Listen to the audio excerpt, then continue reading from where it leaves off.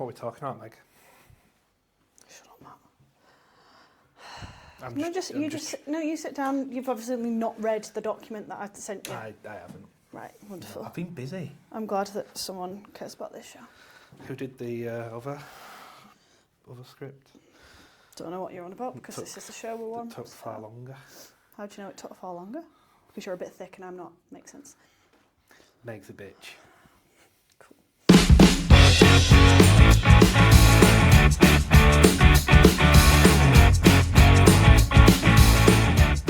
Hello and welcome to this newest episode of Simbin Sessions. I'm Megan Wellens. I'm Matt Shaw with my own camera phones.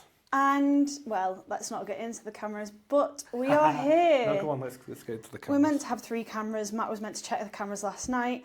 He said, don't need to check them, they're all fine, don't you worry. I get a phone call on the way here saying, sorry, only got 2 cameras, one of them needed a system update. I said, this is why you should always listen to women, the end. But I did charge the battery on it. Well, anyway. So, we are here, you can't really tell where we are, but we are in Saints' Stadium because by the time this comes out, you will have seen that we had a sit down with Jackson Hastings. We did. Yeah. It was very good, actually. It was. So if you've not watched that yet, make sure to go and give that a watch. But we are here as well to do our Simbin Sessions Round 1 preview. I just think before we get into it, what a proud moment this is for you. Like, to do a podcast in my hometown. Yeah. What a moment. We'll cherish it forever. Full circle. Full circle like moment, career yeah. highlight. Let's not go that far. While not being able to actually see the background because the lighting would ruin it. Yeah. But such is life. But stadium is looking, improvements going on around the stadium, isn't there? Yeah. New bar called the Marching Inn, which I thought was quite a good name for a bar. Yeah. Smart, clever. No, all of the branding's working. Yeah. And we'll be back here at some point. But obviously, as well, this week there'll have been a lot of launches, season launches. That Meg isn't going to. Meg isn't going to because she's at the darts. Meg who's fully committed to this podcast but can't make it to Super League launch day. Who said a month ago to please not put it on that date. But anyway. Listen. It's actions over words, Megan, it. You know. But anyway. It feels at this point of recording, we're on the precipice of it becoming... Don't you take the piss out of me for not getting my words out right. Of becoming incredibly busy. It's just about to go when the season starts. Yeah.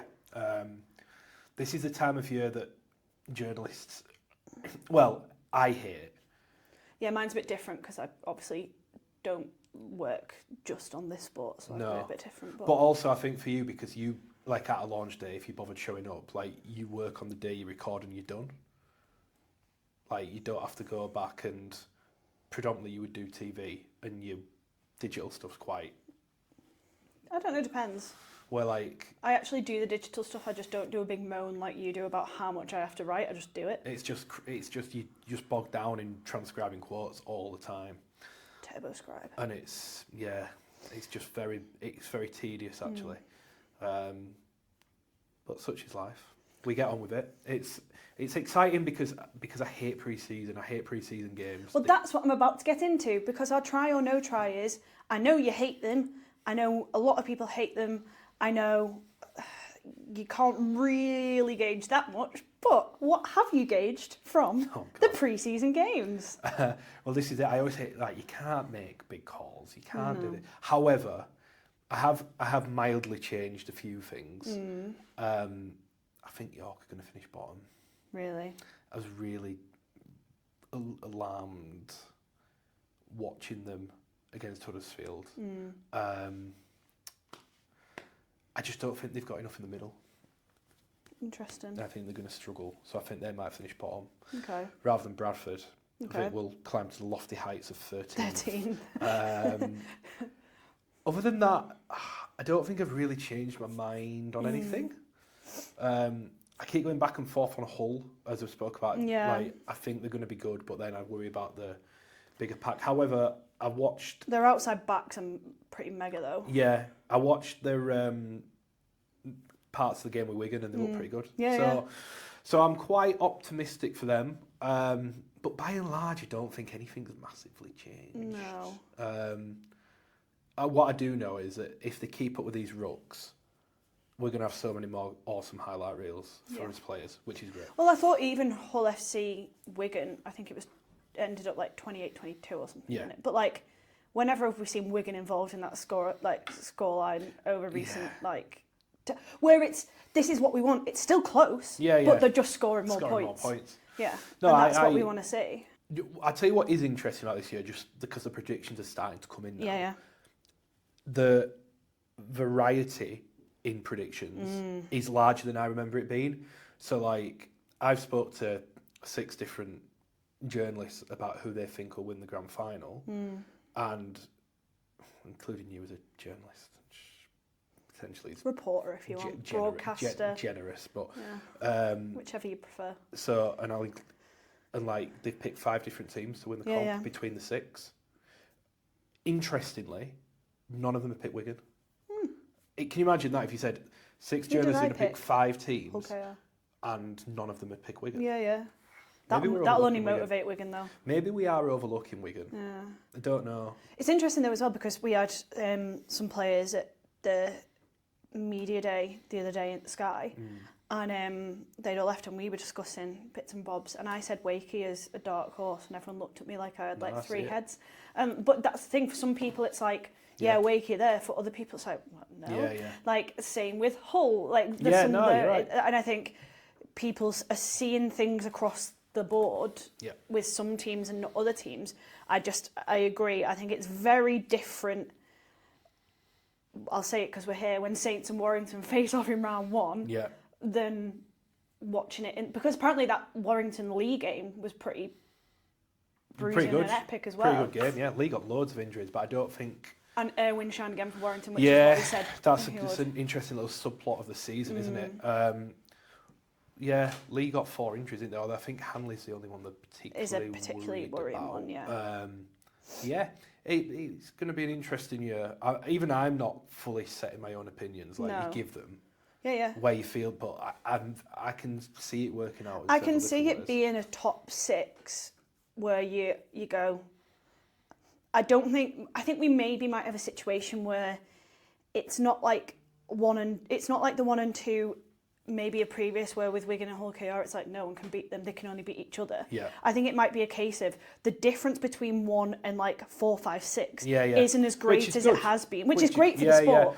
But it's like, it's the difference of maybe 2 or 3 losses. Yeah. But in the season, 6 has beaten 1. I think there might be a little bit more of that going around. I can see that. And I think the other thing, just going the other way, you know how on the last show we did at Huddersfield, and we're both a little bit nervy about Castleford's and the expectation, optimism. You put the clip on social media. We got some good feedback on that.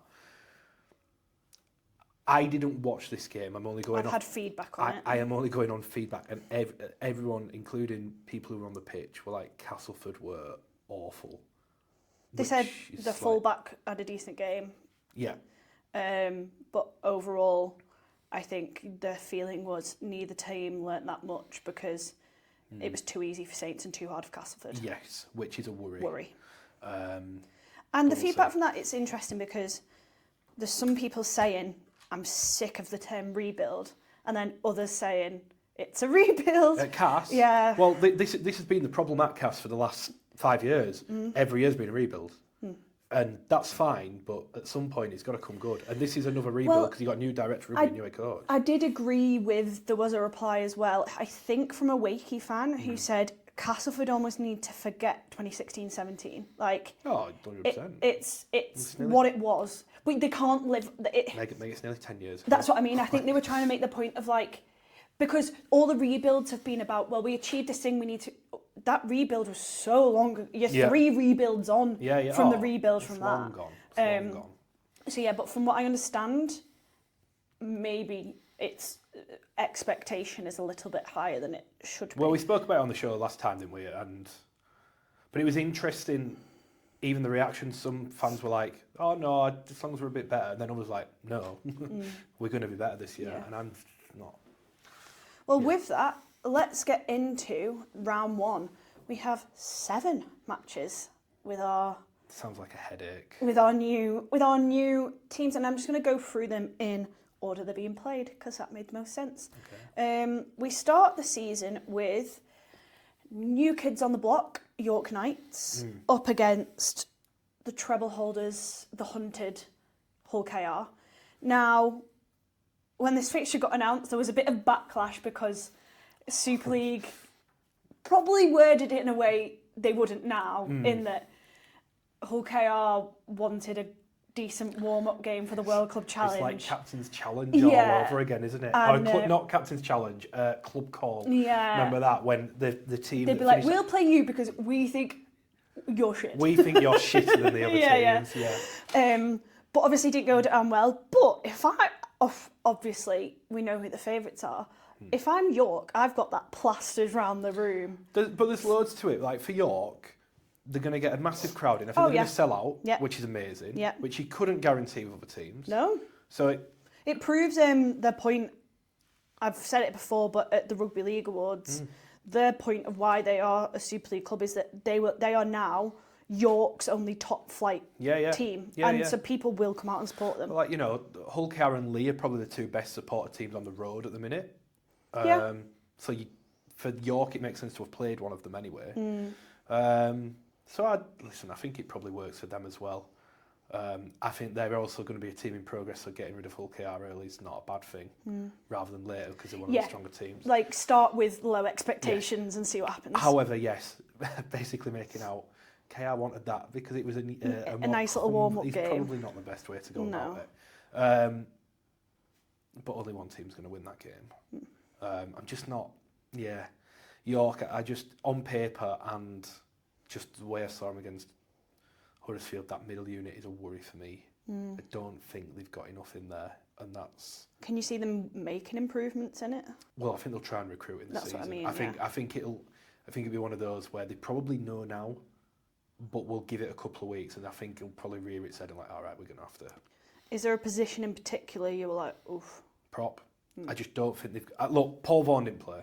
That's, But you cannot expect one player who's 33 now, who's had a very disrupted pre-season because of his groin issues, to come in and just go fix it all. He'll be a leader probably with his voice and maybe the way he conducts. But he's not going to... It's going to take him time to pick up his form himself, that's the thing. So he's not going to be on the pitch for big minutes when he comes back either. So it's not like he's going to be, I don't know, the voice in the huddle going X, Y, Z. That's it. So I think... Who do you see as their other leaders?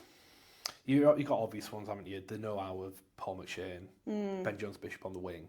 They've got experience, but I think there's a lot around there who haven't got experience as well at this level, and there'll probably be a really rough initiation. And unfortunately, some will probably prove not to be Super League level. Which was the worry originally with the 14 teams anyway. But let's not get back into that, shall we? Score prediction. Oh my God! Are you seeing them score like? I can see it being like a 26-0. Fair. Which, personally, I don't know how that does help you for the World Club Challenge, but that's just me. Not when they've got, with the greatest respect in the world, Lockley in the week before.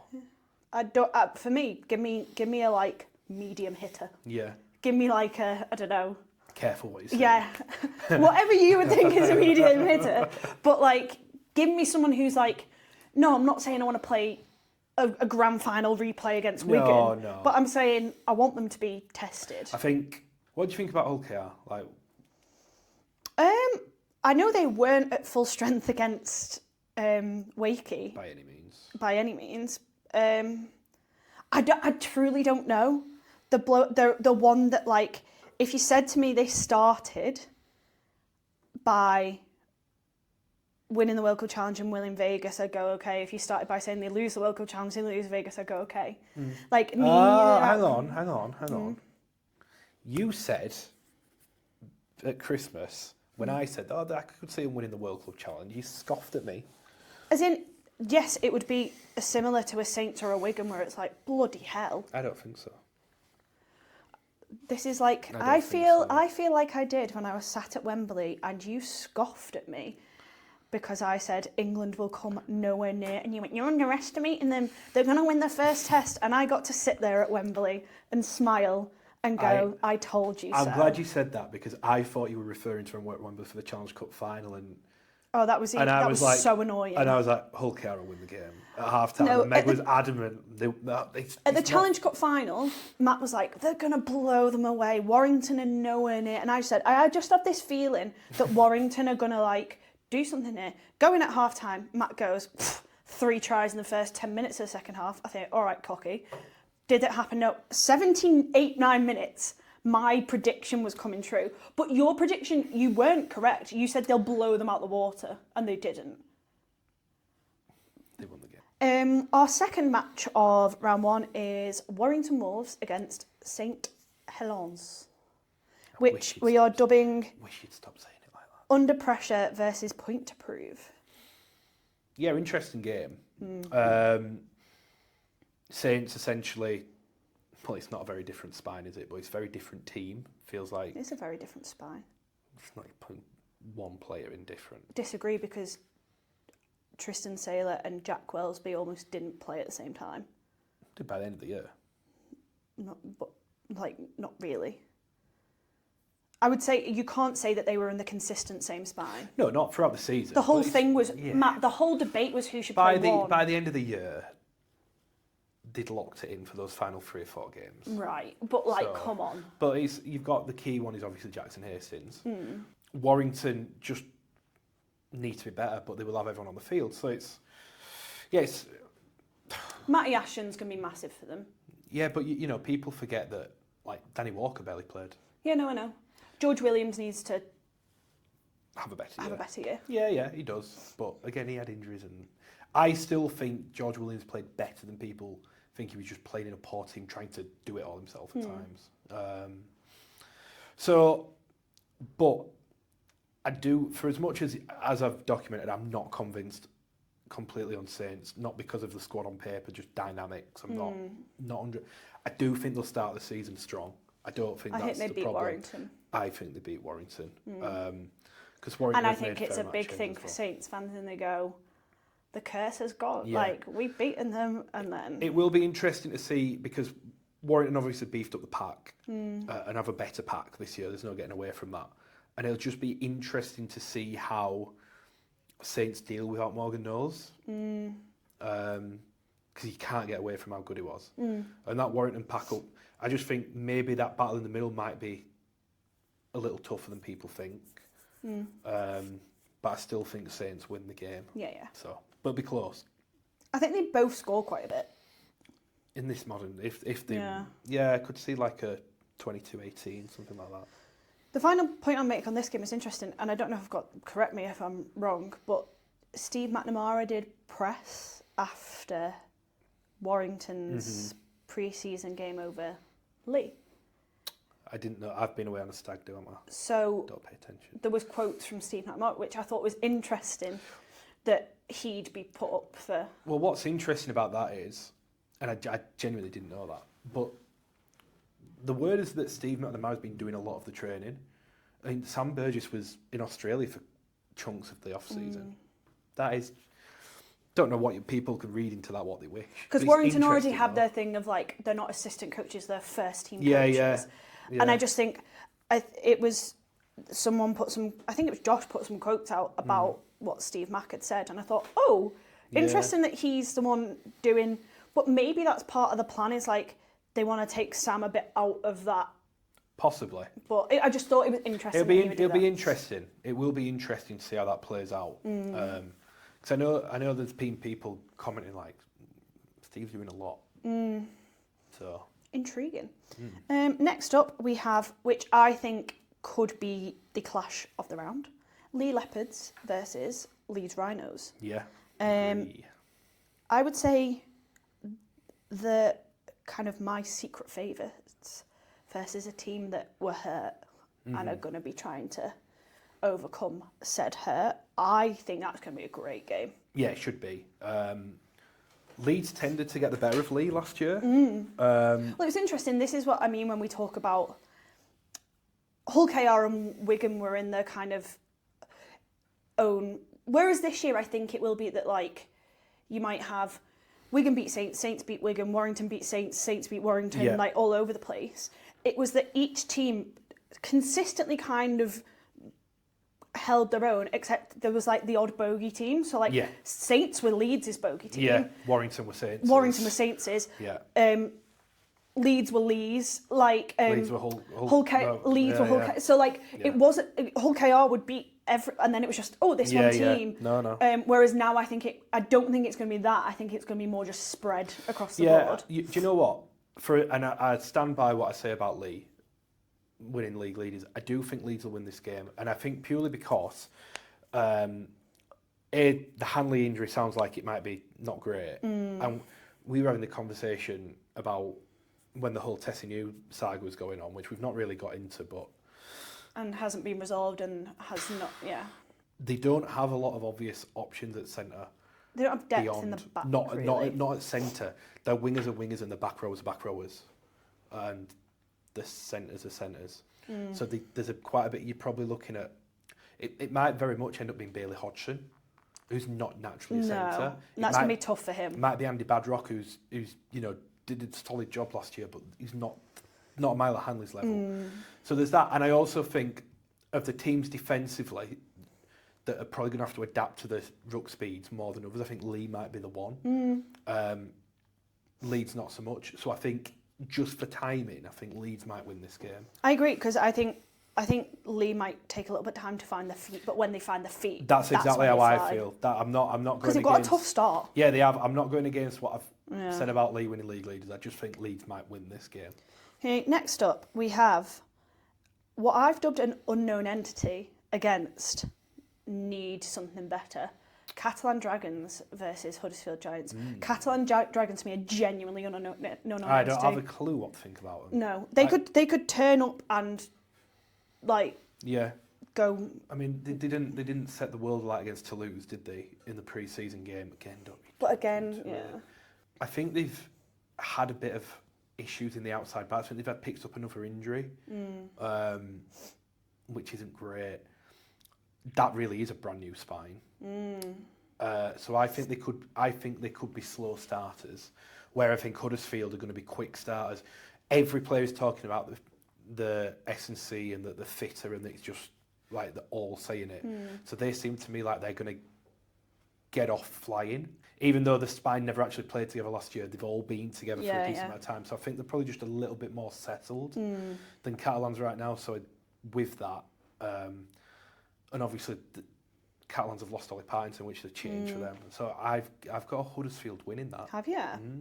I think early season is the better time to have to go to Catalans. For the fans, it's great to go in the summer and get to do the whole thing. But actually for the players, it's better to get it. Yeah, no, I agree. Okay, so you're going with a Huddersfield win. I'm going for a Huddersfield win. I think Catalans win. Fair enough. I just think they're better than we think they're going to be.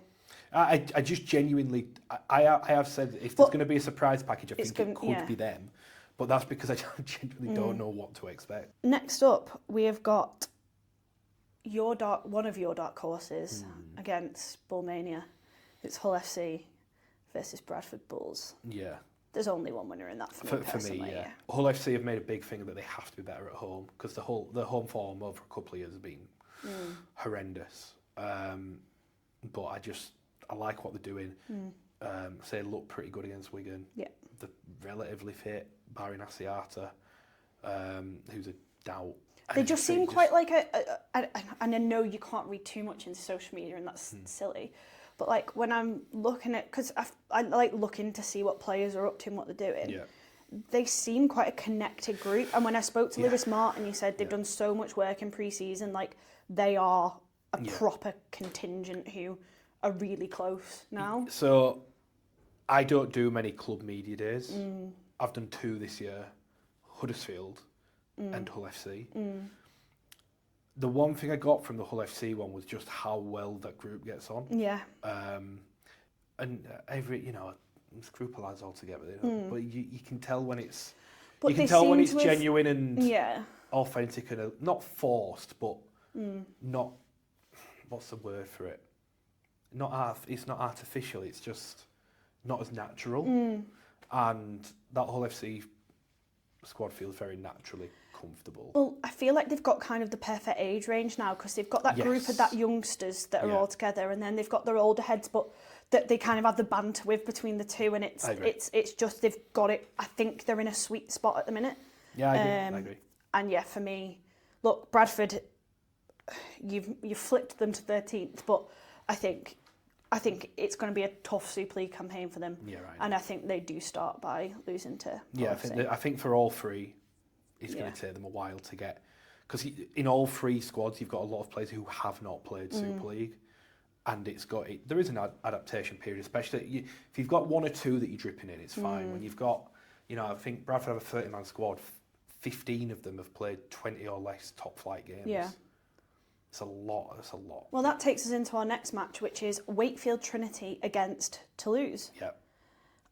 Again, for me, only one winner. Yeah. I'm really on the Wakefield. I don't know why. Well, I've got them as Challenge Cup. I think Tyson Smoothie's going to be massive for them. Yeah. They've just got a good team. They have a good team. I think they're just a good team. Yeah, they are a good team. Play nice style. I don't think anyone will relish having to travel to Wakefield this year. Not all. Wakefield will be too strong for Toulouse. Yeah. Toulouse, we said it, they're all going to be. I think Toulouse might play some nice rugby this year, but I just don't think. Yeah, they've got some good players. Yeah. But I think, you're not going to see the best of Toulouse till a little bit later on in the season.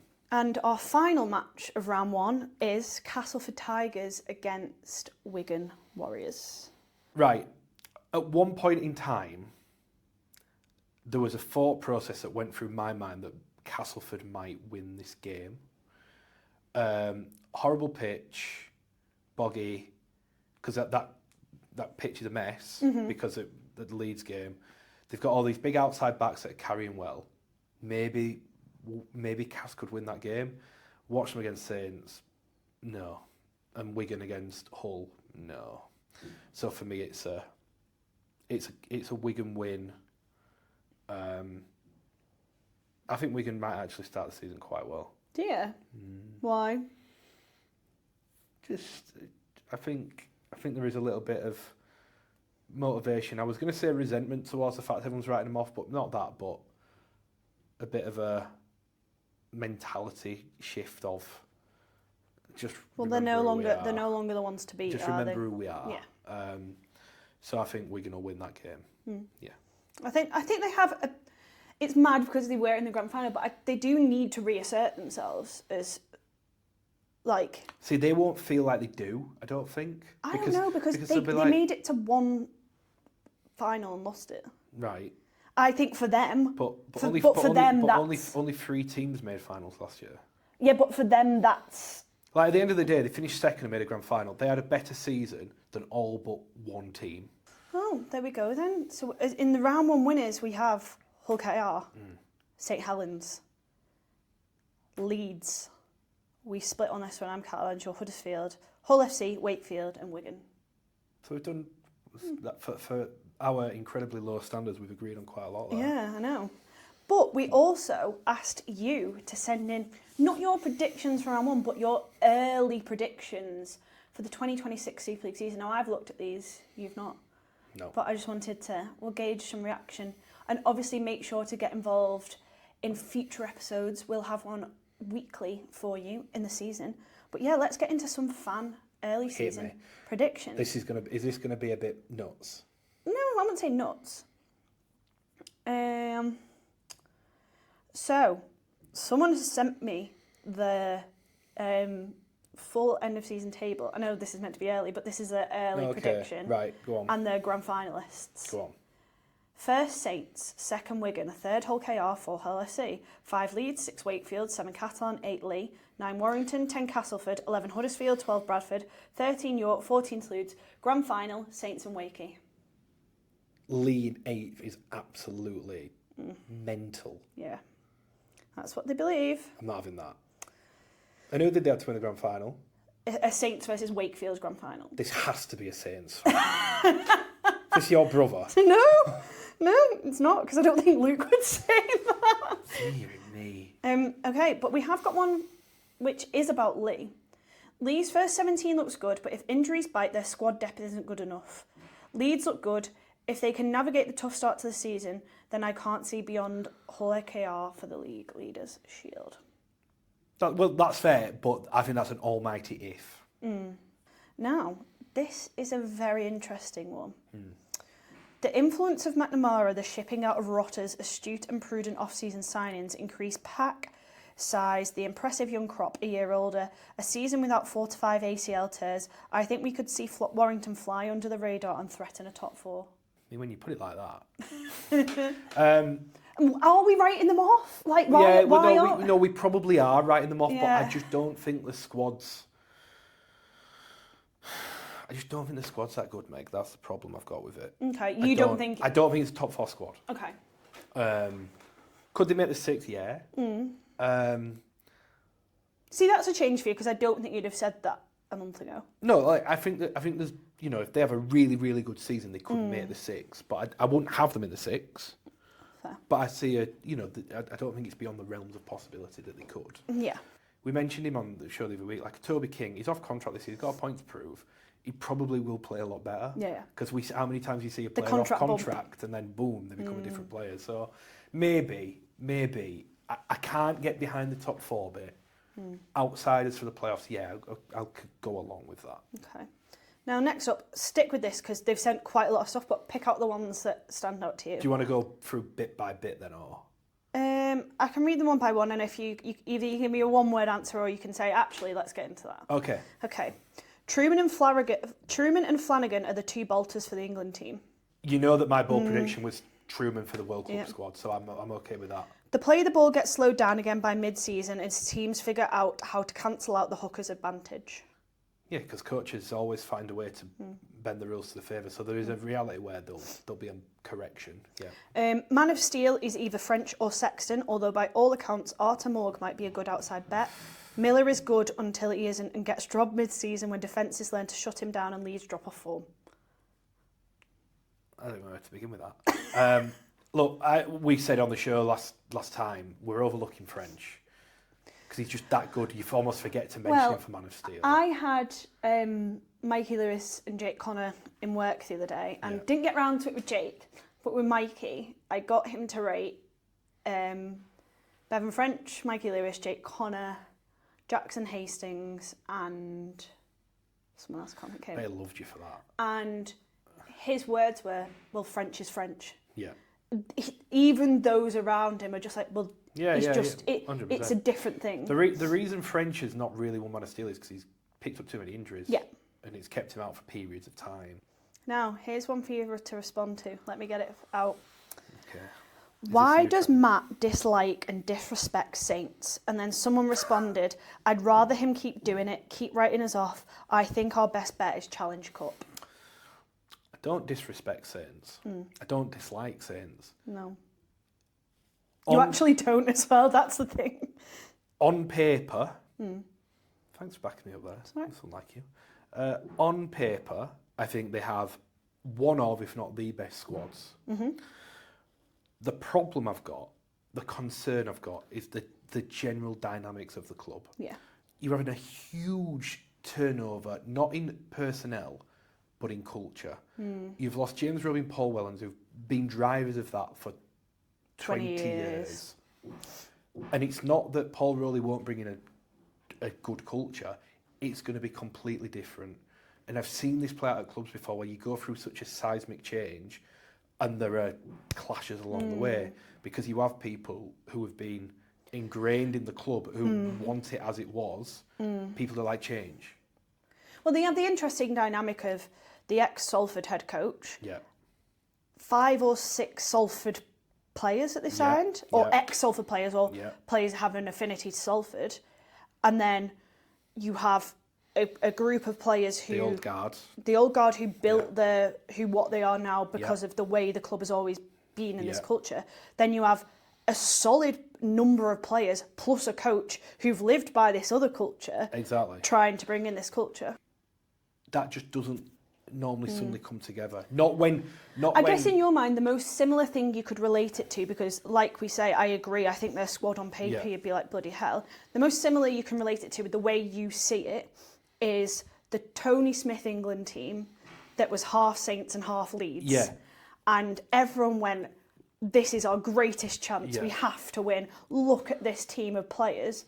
And it went down like a damp squib because there was just... Yeah, and you've got a group of people at the club now who are used to it being a certain way, and a group of people coming in who are used to it a certain way. Yeah.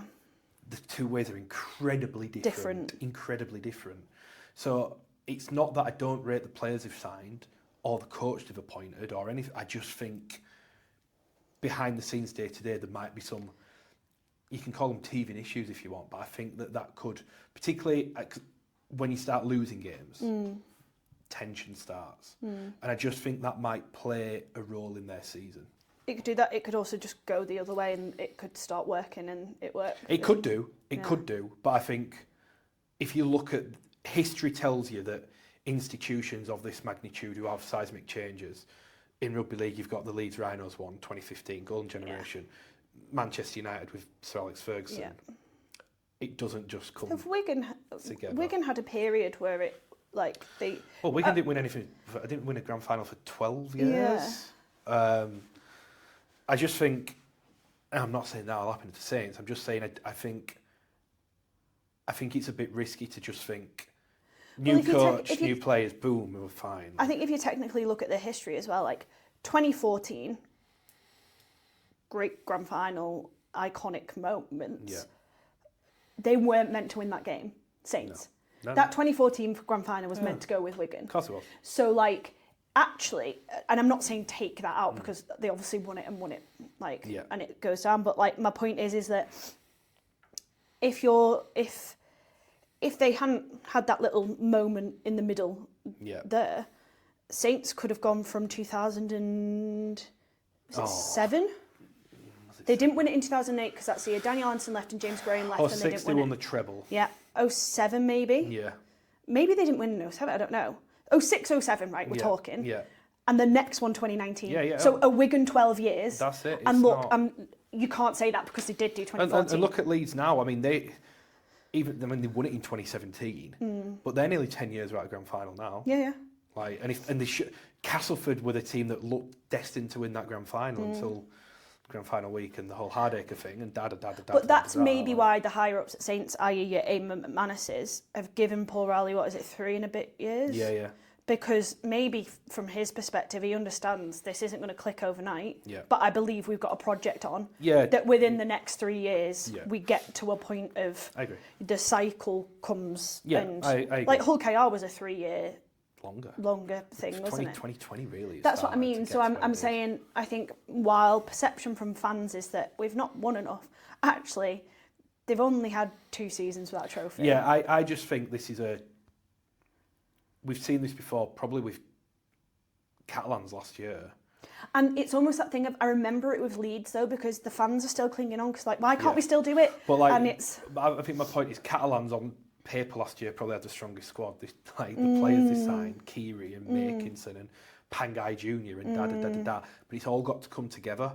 Well, actually, it's interesting because if you think about the Jackson Hastings, if you've not watched it, go watch it because he talks about his Salford side. Yeah. And he says on paper made no sense. He said he never looked at he doesn't look at team sheets anymore because he said it doesn't matter what's on paper. It's about whether it works. And this is it. Yeah. So that's why I'm. But I do agree that I think the Challenge Cup is the possibly a best bet because possibly. It's 4 and a win. But yeah, there you go. Matt does not hate Saints. I don't. Yeah. Contrary to popular belief, I do not hate your club, whoever you support. Except, well, you are a Halifax fan. Oh, the one game I'm emotionally invested in is when Halifax play Bradford. Yes, I would like Halifax to win that game. So there we go. Thanks for throwing me under a bus there. Essentially, you hate Bradford. Well, no, but you do. So, someone said the talk of Wigan lacking depth seems a bit off. Certainly compared to the squad of previous seasons, but compared to other teams in the league, what clubs have better depth? Letting Lehman go seems the right idea. He's not an impact hooker. He played better for Wigan when he started games and rarely made an impact from the bench. His running game wasn't what you'd expect. Partington should give defensive improvements, which was sorely needed based on last year. They lost 3 props. brought one in who's out for the season, who's been replaced by Ollie Partington, so they've definitely lost depth in the middle. And yes, okay, they got the middle back that we said they needed, but they have lost a hooker, and I take the point on Cruz leaving, that's fine, cool. They have less depth. It's as simple But as their point that. is not that they've not got less depth, it's that they've still got more depth than those around them. I don't agree. Okay. All right, they've got a 30-man squad, but I think you can go into the... Not all squads by any means, but I think there are some squads that you can go down to maybe 23, 24. I think Wigan this year is more like 20. Because even players who were in the... Like, I think Abasmiski's 16, but we know with the knee, and so like they're down there, and I think Ollie Wilson might be 21. Well, he's out for the season. So, yeah, I don't think... They clearly have more depth than even the majority of the club, but I think the at the very top, I don't think they do, personally. Next, Saints will be undefeated coming into Easter. Burgess won't finish... Huh? I agree. I think they win the first 8 games or something. They've got a decent start to the season, haven't they? Burgess won't finish the season as wire coach. He will move to a job with England. I was okay with... I don't see him getting an England role. I don't see him getting an England role. But I can see him not finishing. Yeah, because, look, and this is nothing against Sam. They had an awful year last year. They gave him the public backing. If you start the season poor, you kind of feel, well, you're gone. Well, having watched it played out at Saints, where I guess it wasn't as bad a drop as Warrington because they were still in the playoffs both years, but it was their worst ever finish, all that stuff. The pressure, you come into that cycle of, for Paul Wellens, it was those first 8 games are going to make or break it. So then, and it's a little bit different for Burgess now because he's got McNamara there, but for Burgess it'd be like, well, it becomes about what's best for me versus what's best for... I think there's also the fact Sam's off contract this time. Yeah. Well, that's the same as Paul. You've already got the head coach replacement essentially in there. So I don't think it's implausible that. No, I think it's very plausible that if Warrington have a bad start, Sam will be gone relatively early. A Cass fan. I expect us to be better. I don't expect us to be challenging the top 6. I think we'll be more competitive, generally speaking, and we will naturally win more games last year, but we have plenty of weaknesses too in the forwards and at hooker, which I think is a fair assessment of... The pack is where I worry about Cass. I think they're short. And then I'll end on this one. Bevan French gets injured long term again, which means Wigan turn into a mess. And Saints don't lose any of their first 8. I think lots of people see Saints going on that early season. But I think it's the point of, even more so now talking about that Wigan don't have as much in the locker, Bevan's going to be even more crucial. I don't see them becoming a mess. Do you not? No, I think the culture's too strong for that. I think Define Wigan in a mess. Some would define Wigan finishing 5th as being in a mess. That's the thing with the top clubs, right? Yeah. But to me, that's not a mess. No, well, Saints being in a mess was finishing 5th and making the semi-finals. Yeah, exactly. They weren't in a mess at all. No. Yeah, Wigan's mess is not Castleford's mess. No, exactly. But by Wigan's standards, being in a mess. Well, okay, then potentially. Yeah. Potentially. Because if they get Bevan out long term, every time he doesn't play, they simply aren't as good. Yeah. And to finish, I'm going to ask you, do you have one big early season prediction? I genuinely, wholeheartedly don't. I just think we're going to rip it up in Vegas. We are. That's not really a big prediction. No. Do you know what it is? And this is really boring, Megan. I know this is a boring answer. Really great for the podcast. Thank you so much. I don't judge teams till 10 rounds in. Start judging or judge? I won't make a judgment on a team till 10 rounds in. I'll give observation on what I'm seeing, and I'll say I thought they were awful, but I won't write a team off before then. I get that. And I won't get on the bandwagon of a team before then either, because the biggest lesson is Daryl Palham's Warrington. I always think particularly the first 5 games, so long as your performances are getting better every week, that's what I look out for in teams, and then with that, if you've won even 2 of your first 5 or 3 of your first 5, I'm pretty chilled. Yeah. And if you've won 5 out of 5, I'm not all on you. If you're 0 out of 5 and you've not got better, I'm like, all right, panic stations.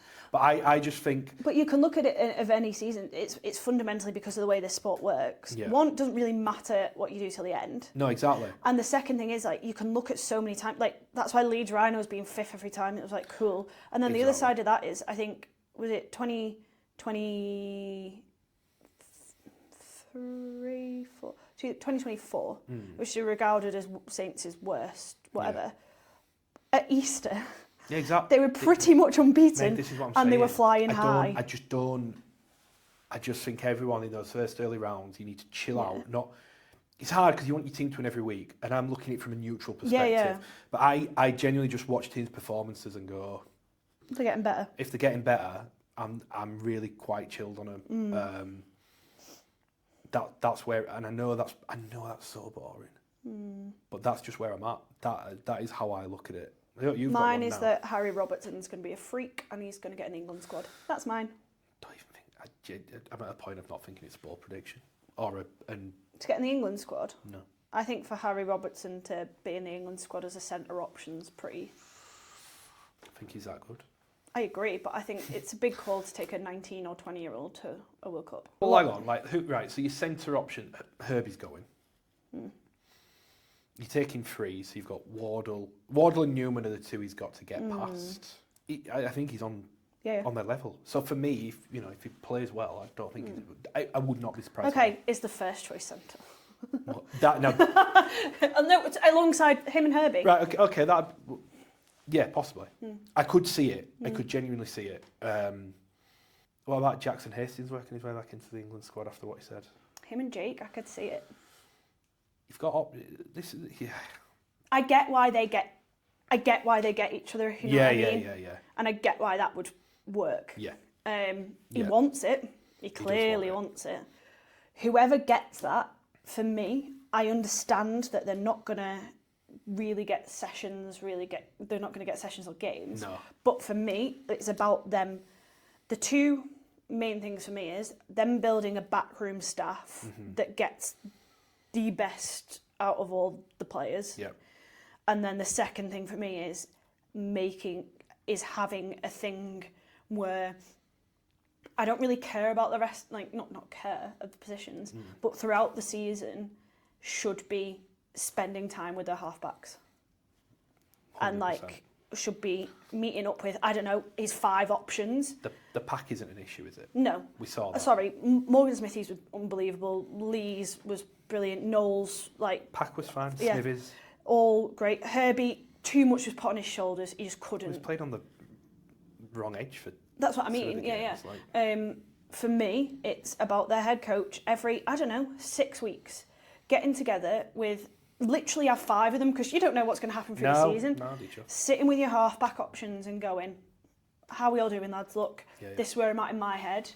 It was interesting in that game, Harry, because the way you did that, I thought that could work really well with Jake. And I think, Sean Wayne met up a lot, didn't he, with the group, but I think honing in on that. He did, but from memory, the first one was for him to tell them how disappointed in them all that he was. Yeah. And yeah. Look, it's everyone's own way of working. Yeah, of course. But it was basically being like, you're all playing crap. I need you to be better. And I think there's a way to do it where it might be just a bit more analytical. Yeah, would be the word I'd possibly. use. It doesn't sound like they're going to make that call, by the way, till March, April. Why? There's literally a why. Why would you not give it someone tomorrow? I don't get it. Well, do you know why it was said to me that they're doing it because they want to do a proper process, and they're already not doing a proper process because they're making it part-time and they want a current Super League coach. But I was like, hang on, so we're going to take us time on appointing a coach when you've got literally probably 3 people you're looking at. But the same governing body didn't want to go through a proper process of deciding whether 14 teams should be, come on, guys. Yeah. Come on, why are we doing this? Just get on with it. It's like the decisions that should be rushed, they're taking a million years on. And the ones that really should take time, i.e. that should we, with 1 year left of our current situation, increased to 14 teams. Let's just get on with it. Rugby League manifest. Like how hard is it to do? It's really not when... Like, are they fundamentally, waiting? right, we know what the 3 options are. The Most rugby league fans know what the 3 the options are. three options are Willie Peters, Brad Arthur, Brian McDermott. Yeah. How long does it take to go... And then also, right, so say, obviously, I think Brian McDermott's a great option. Yeah. But I'm pretty sure they've fully... everyone knows that they've said they want it to be a current Super League Yeah, coach, which rules him out. Yeah, You've so got 2 left, down pick to one. 2. Yeah, I don't get it. I don't. Because also, so this is what I'm saying is... And they need time to then go to other coaches and go, would you be interested in being assistant? Can you make this work in your calendar that you could be here, here and here on these dates to meet the players? Agree. Could you be in Australia for that amount of time? Could you come as my S&C coach, my physio, all these things? And it's a lot to put together. It's a lot to put together, and obviously, like the logistics of when you get out there, because different coaches might want different things, like in terms of a hotel and like just crack on. Honestly, pick one. Get moving. And with that brings us to the end of this simming session. We hope you've enjoyed it, and we cannot wait for the season to get going. Make sure to like and subscribe, and we'll see you next time.